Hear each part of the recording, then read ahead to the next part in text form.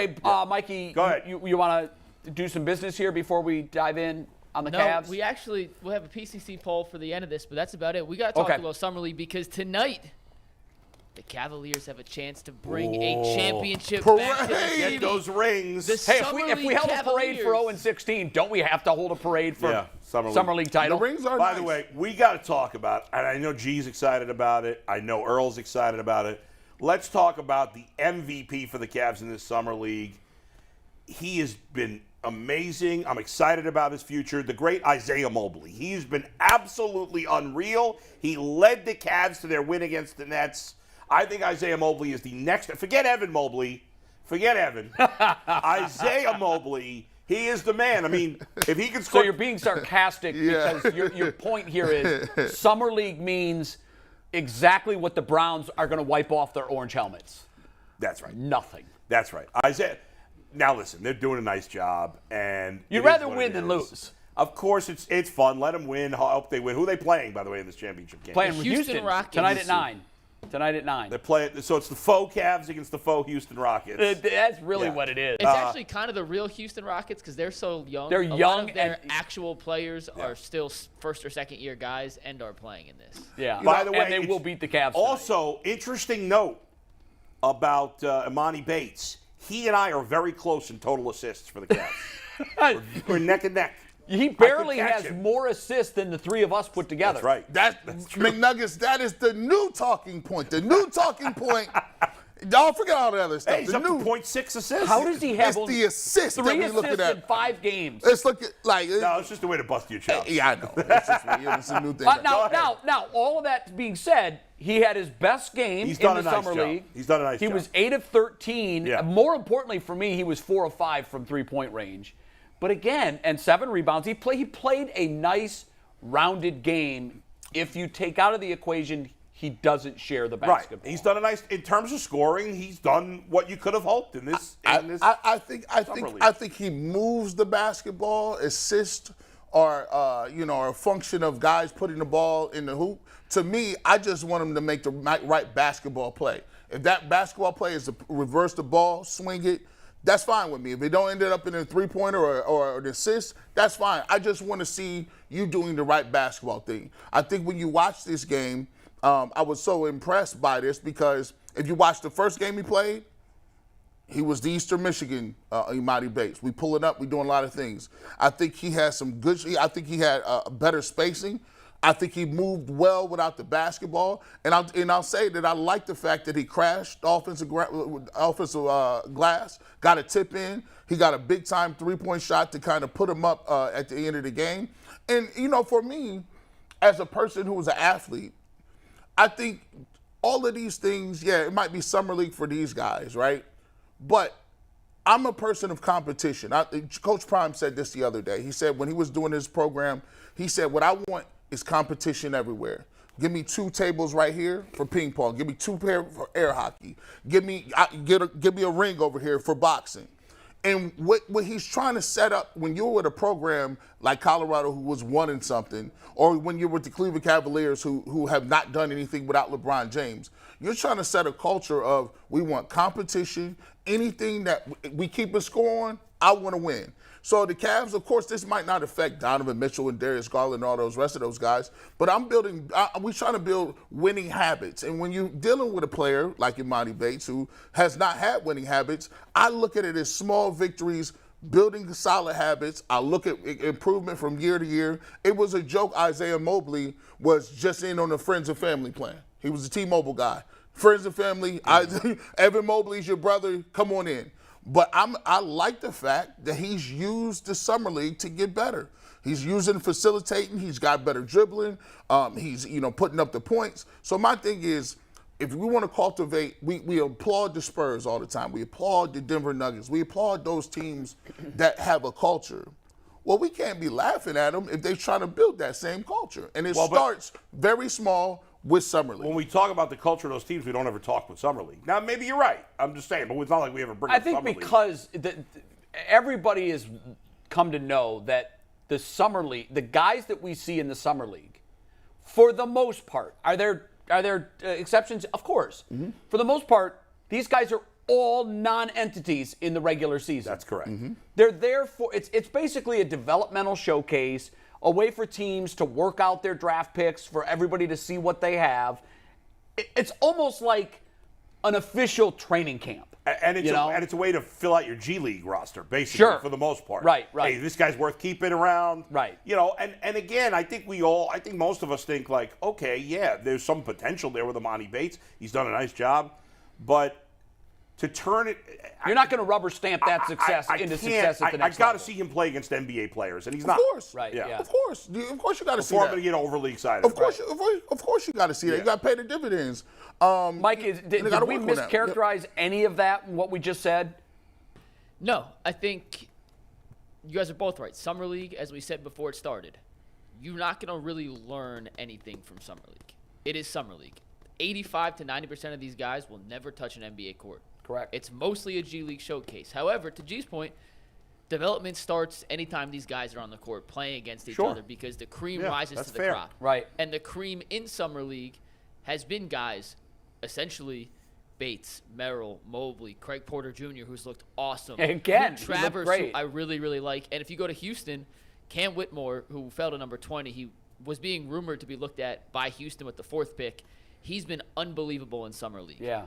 They have a lot of young guys on their roster, their NBA roster, who started playing in Summer League this year, like Tari Eason and Jabari Smith, who was a 3rd pick last year, who were so dominant in the first 2 games. Houston was like, nope, can't get hurt. You guys are too good to be we here. know what we have in you. So it is the first step in development. You would much rather somebody play well in Summer League than not. And you'd much rather they win. And you'd much rather they win. But it doesn't you mean can't- anything. You can't draw any conclusion. Just like Right. I told you guys That's on probably the Friday. best way I've heard it described. Trey Young was terrible in Summer League. Turned out to be a pretty damn good pro. Even Right. if I'm not a Trey Young fan, I don't think it translates to winning basketball. He's clearly a good basketball Right. player. There have been 4 or 5 Summer League MVPs in the last 15 years who you guys have never heard of. That's exactly right. So So hold the champagne cork. Let me ask you this. Last thing real quick. Yeah. And ask me. It's still okay to get excited and have fun with this. Sure. It's still live basketball. rather win it's than still lose. something going on. Yeah. And we'll get to this in a sec, but I want you to ask your question first. The Cavs are still playing for a championship tonight. Right. I don't care. There's only so many championships in a calendar year that a team could win, whatever level. There's Yeah. only one AA championship. There's only one championships. Those don't come around often. So I think there is a benefit for the young guys on this Cavs team who mostly won't ever make an NBA roster to still Right. get that. That's kind why of I don't get experience. excited about it. So what was your question? Would you have rather, because I know where I stand on this, I think that we know what Emoni Bates is. We know what his game is. I would have been more satisfied if there was a progression through the 5 games where it looked like he was, to your point, G, like making smarter basketball plays, integrating into the team concept. So if, let's say, in the first game he had 1 assist, I'd like to see him have 2 in the second game. And then I'd like to push him to have 3 in the third game. And maybe even 5 in the 5th game. That's not outside the realm of reasonability. Like, okay, we know you're a tough shot maker. We know what you can do. Let's use this 5-game stretch. Let's push yourself. Be a team player. Move the basketball. Get it to the open guy. The fact that he has 3 assists in 5 games is almost unbelievable to me. Yeah, I mean, It's almost unbelievable. It's hard. You look at the rest of the roster, almost everyone who plays decent minutes is averaging at least 4.5 assists on the Cavs. Yeah. Like Sam Merrill is, Isaiah Mobley is, Craig Porter Jr. is, Luke Trapp. Like, the guys who are playing all And he's get averaging assists. 0.6. I'll say this, though. While, to G's point, in game 1, we broke it down. He had 33 touches. He shot the ball 19 times. He passed the ball a total of 13. Like, that's unfathomable to think. Wow. Those numbers have flipped. He hasn't shot the ball more than his pass since then. So there is a little progression. Okay, good. I didn't know that. And assist's a weird number because you have to make the shot. No, you need a completion on So the back it's a- end. Right, but if takes you only two have to 3 in tango. 5 games, you're not setting guys up that much. I'm just Some of giving those are gonna context fall, here. Yeah, you I'm just know? giving context here. However, I'll say this. I don't think at this point, he may at some point, like, he's still not a shot creator for others. That's However, he is, and I've been blown away by this. He's not a guy that just stands around when other people have the ball. He's moving. He moves, and he's a really, really, really, really, really good cutter without the basketball. And watch when Sam Merrill drives, especially baseline. He did it twice in the last game. He started in the corner when Merrill had the ball in the corner. And both times, as Merrill drove, he spot up to the wing, which is what you're supposed to do to give a better angle for a pass. There was no angle for the pass because his defender, Bates' defender, didn't follow him to the top. So what did he do? He makes a beeline 45-degree angle from the wing to the bucket. Merrill drops it off. He got fouled on one, made the layup on the other. Like, he's a smart basketball player, even if he's not necessarily. So you're coming around on him then, because early on. I don't want to say come around because I don't watch enough of him in college and like. No, but you made a pretty definitive declaration the day we were in the gym. I don't know if I'm privy to say it because it wasn't on air, but we were having a real honest conversation about will this guy ever be anything. And now granted, you were giving me the opinion and the evaluation of others, but people that you really respect. And you were basically telling me this guy's one of the worst basketball players that they've ever seen. Well, I will say this. Am I overstating just it? to answer that, yeah, I think it's a little overstating, but to the point of he wants to score, you cut to score. Right. Like, doing what he does is still getting Emoni Bates in Yeah, position it leads to points. at the end of the day. And I think we're missing two huge things. The first huge thing is he is not a finished product, right? When you come into the league, the idea is none of these guys are. Right. But here's the thing. If you are here and you have one skill set that you're great at, right? Sometimes everybody ain't going to be LeBron. Everybody don't have the ball in their hands and distributing. On this team as constituted, Darius Garland will have the ball all the time. Right. Donovan Mitchell will have the ball all the time. And if he doesn't have the ball, Evan Mobley will have the ball. So what you're looking for, if Emoni Bates was a ball-dominant guy who was passing the ball, he doesn't fit what they need. Right. What they need on this roster is Darius Garland to dribble, penetrate, Catch Donovan and Mitchell, and he can Right. spot up, move around, Well, catch and that's and the shoot. thing. Then he better be a great shooter. And we'll see if he is. He was 4 for 5 yesterday. Again, Well, he was, but he's playing NBA players. He Will was be a great shooter? 41% in college, He'll get. and he's roughly he's over 40% now in 5 games at Summer League. What is but he up coming from? in, he was 39%. And I think, and then another really big thing that you take in consideration is, as you develop, right? We saw Evan Mobley. Some of the things that he can do, we want Evan Mobley to do, and Evan Mobley can't do that. It just shows you that it takes time and different development points where people get to the. You can't throw the ball to Evan Mobley right now and say go to work. That's just not his game. But he can block shots, and that's an intangible. And he can play defense, and he's one of the best outside defenders. But Evan Mobley can play in the NBA right now. We don't know that this kid can play in the NBA. So here's the small steps, Bull. Yeah. What you do is you take a look at the evidence and what he can show. The coaching staff is, hey, this is where I'm at. They said, we're impressed with that. Here's what we're going to do. Now let's see when training camp comes around. Can you hold up against the guys we got? So now it's going to be him and those other guys. We'll see if Isaiah Mobley can hold up against regular guys in the training camp. Sure. Now, instead of you going against these guys, Evan Mobley's closing out on you on a three-point shot. Yeah. Can you still knock him down? So my thought process, to me, a lot of people are surprised where he's at. I'm really not that surprised where he's at, and I'm going to stand by it. He's going to be and have an opportunity this year to be on the Cavs roster to see what he has. And he may do something, he may not do something, but he's going to get an opportunity to play. I think it's crazy to think that he's going to somehow be like in the G League for a whole solid, like calendar year getting redshirted. He's going to have an opportunity to play. It's just up to him what he does when he gets that opportunity. All right, very good. In terms of, will I be rooting like crazy for them to win tonight? I'd rather they win again. But to me, it means as much as if all the NBA teams got together and played a Yahtzee championship. I don't if care. Cavs happen to win the Yahtzee championship, that's cool. Yeah, it's great. right. What would he need? What would you say? What would you come away? But I'll ask both of you this. What would you come away and say you were impressed?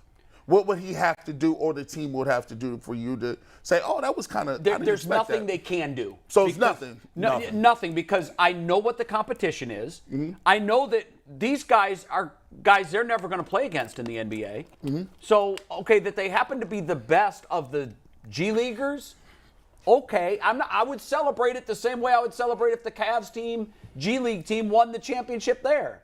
okay. That's nice. It's cool Yeah. that they won, but what does it mean and what does it equate to? The same as if it was a Yahtzee championship. I don't pay attention to the Guardians' spring training record. I don't either. No, but here's what you will pay attention to: a prospect who throws 100 miles an hour and has a good curveball.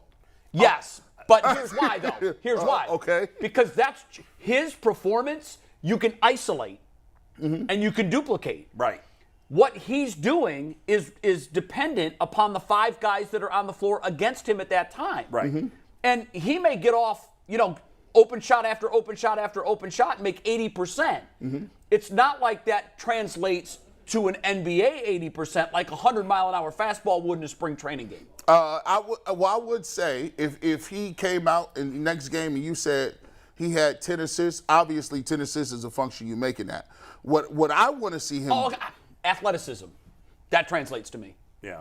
So athleticism. But I haven't seen that from him. Right. But if I see a Guardians, if I see Gavin Williams pitching in spring training, and he's facing Shohei Ohtani in a spring training game, yeah, that has some value. Some. It does. But if he's facing some A-baller, well, I don't care what he does there. Right, sure. It's meaningless. That guy But may you know never what? play Like in the with majors. pitchers like shortstop, I don't know. Yeah. But with pitchers, Yeah. I watched Gavin Williams throw a bullpen in spring training. And I left and I was like, Right. You see oh the my stuff. God. Yeah. He wasn't throwing against any hitters. I just watched his stuff. Right. And you can see, okay, that's major league stuff. I know it when I see it. That's going to work at the major league level. What we see from Emoni Bates outside of athleticism, because I do believe that would translate. If we see a guy windmilling on the way to the basket and he's making one athletic play after another, I would say, okay, that's a skill set that you can pack in your toolbox and carry with you to the next level. But outside of that, because of who he's doing against, he might as well be playing against high school kids. Right. If you're telling me he can shoot 40% from 3 in the NBA, okay. Yeah, I'm excited about that. But we don't know that he can do that. The thing that I think translates just by looking at it, the way the NBA is now, is you got to have the way people are switching out. Guys are so much more athletic. You got Mobley and guys that are 7-footers. You got Wembley. The thing that he does is when he shoots, he's an elite space creator. He can get space on guys that are the same height as him, and he's 6'9", and you really can't block it. I think that he has all of the traits to be a contested shot But will guy. that translate against NBA defenders? I don't know. We'll see. I don't know. I think this. And gee, I'm with you. My hope is that yes, yes, and yes. I don't think anybody's sitting here thinking, oh, I can't believe we drafted this guy. No. Nobody's doing that. I'm just trying to temper my enthusiasm. Right, but I feel like people like you and I and Mike were saying, like, let's wait and see. Let's calm down. Right. Yeah. But you're a hater. You're a hater. No, we're not No, I'm not being a hater. I'm just trying to say, well, I can't get over the top excited. Right. I'm not saying, oh, now, they wasted a pick on this guy. If we were going into Game 6 of the NBA regular season, and he had been doing this, and his numbers were identical, even with the lack of assists, hell yeah, I'd be on that mountaintop with you. Because at least that's NBA games. I would say, okay, it's a small sample size. Right, sure. And, we saw what Jeremy Lin, a small sample size can make a superstar. Yes. But he can't make an all-star. And so, what I want to see is, I want to see him do this against the absolute elite competition that he would face every single night. And if he does that, I'll be the first guy to buy an Emoni Bates jersey. I want this guy to be special. I'm rooting for him, number one, because I feel like life's kind of, after giving him a full house, I feel like life has given him a bunch of deuces. Yeah. Like it's been, it's been a rough go for him, and he's a young guy. I'm willing to cut him some slack. I don't think that what he's done has cemented his future. No. But I'm rooting like crazy for this guy to be a success, especially here. And the truth is, even if he had been the 5th pick in the draft instead of the 50th or whatever he was, like, I still wouldn't be that excited about Summer League. No. I might think it has more. I might buy that it's more likely to translate, but in the end, even the first player drafted, I don't care what he does in Summer League. For an undrafted guy, I was talking to Tyvis a little bit about this. The reason why it matters and the reason why Summer League is a place where you're like, okay, it matters to get to where you guys' point is. So he's a 2nd-round pick, right?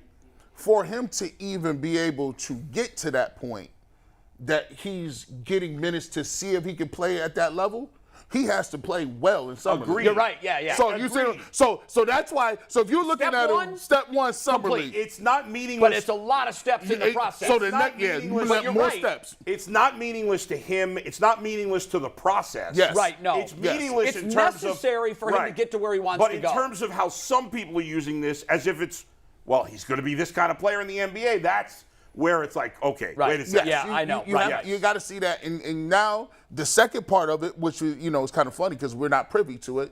Now you go into training camp. Yeah. And now in training camp, now you playing against. Now how does it look when we don't know if you can play defense, but you just switched on Darius Garland.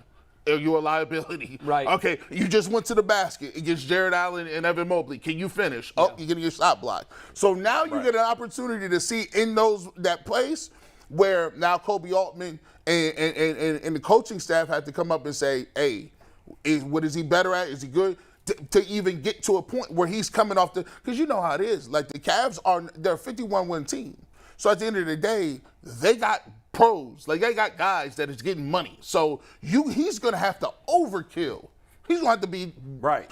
just like a free agent in the NFL. Tyvus, I talked to Tyvus. He said, yeah, in the training camp and preseason, we hoping for an injury, and then we got to go out and play. We got to get a That's pick, right. a fumble, Because a strip. if he doesn't, then don't, he is in the G League. Then you is in the Right. G League. See, Yeah. there it is. All right, very good. I got you got to read? PCC read. I got trivia question, a PCC read, then we'll talk to the Guardians. Okay. Where do you think Emoni Bates ranks in the summer league in scoring this year in points per game? In terms of numerically, Yeah. Not percentage-wise. You're talking about. yeah, I mean, he has He averages scored. 16.8 points a game. Where do you think that ranks in the summer I'd league? say he's top 30. I want to say 20. I want to say 21st. I'm going to say 7th. 42nd. Wow. 21st, yeah. 42nd? 42nd. Well, Orlando- there's a lot of guys, and I mean, there's 30 teams. If he was the lead, your leading scorer, you'd think would be in the top 30, and he's not their leading scorer. So Who's the leading scorer? Mobley? I think Mobley is, yeah. So then it would put him like 31 to 60, and 42 is halfway in there. There you go. Yeah. Yeah, the leading scorer in the summer league was Jabari Smith of the Rockets. He averaged 37 points in 2 games. Yeah, but see, Then that's he left. Yeah. Next is Orlando Robinson of Miami. Never heard of him. He averaged 27 points a game. How many Wow. games they play? 4. Did they find another one in this kid? I don't know. I He shot haven't heard of him either. 58% from the floor and 43 from 3. See, I never that's heard of this impressive, guy. though. That is Orlando impressive. Robinson, he is a 6'11 power forward Wow. from he got drafted last year from Fresno State. Yeah, never heard of the guy. Leave it to Miami to find these guys. Again, it's Summer League too. Yeah, no, I know. And then third was Tari Eason, also of Houston. They shut him down. Fourth was Jaden Hardy. He was a second-round pick last year, 24 points a game. Jaden Springer of Philly, 23 points a game. He was a second-round All pick. right. I think that's So, a Yeah. lot of guys. I would there's only a be lot- curious lot to of know guys where score he a lot of points. where he ranks amongst true rookies, because the guys that are playing in their second year, the Isaiah Mobleys, They're supposed to be better. that got a little taste Yeah, of yeah. NBA competition, that'd be like you played 5 games of varsity, Yeah. and now you're going down to JV. You better, kid. I mean, Tari Eason was playing legit Yes, NBA minutes. got a for lot you. of minutes. So So- was Jabari Smith Jr. last Same with Smith. I mean, it Kenny was Lofton. good. I mean, Yeah. Smith they're All good right. players. The real quick, top 5 rookies in this class. Keontae George, who was the 16th pick, is averaging 22 in 4 games for Utah. Javon Freeman Liberty, who they played against Chicago in the 4th game, he's averaging 21. Lester Quinones, never heard of this guy, undrafted, 21. Hunter Tyson is averaging 21. And then Cam Whitmore on Houston, who they'll play tonight, is averaging 21. So those are the Okay. top 5 true All right. rookies. All right. We got a PCC read real quick, and whenever we tell you what the internet is saying, it is brought to us by our dear friends over at PCC Airfoils. If you're looking for a job with career advancement and great benefits, well, PCC Airfoils is a leading manufacturer in Northeast Ohio. All locations of PCC Airfoils in Eastlake, Menor, Wickliffe, and Minerva are hiring for all positions starting at $18 and up, plus full benefit packages, paid time off, and a signing bonus. You can apply online at precast.com/careers to learn more. We asked the chat, how interested are you in the Cavs championship game tonight on a scale of 1 to 10? Over 300 votes. 49% said 10 wouldn't miss it. Let's get that ring.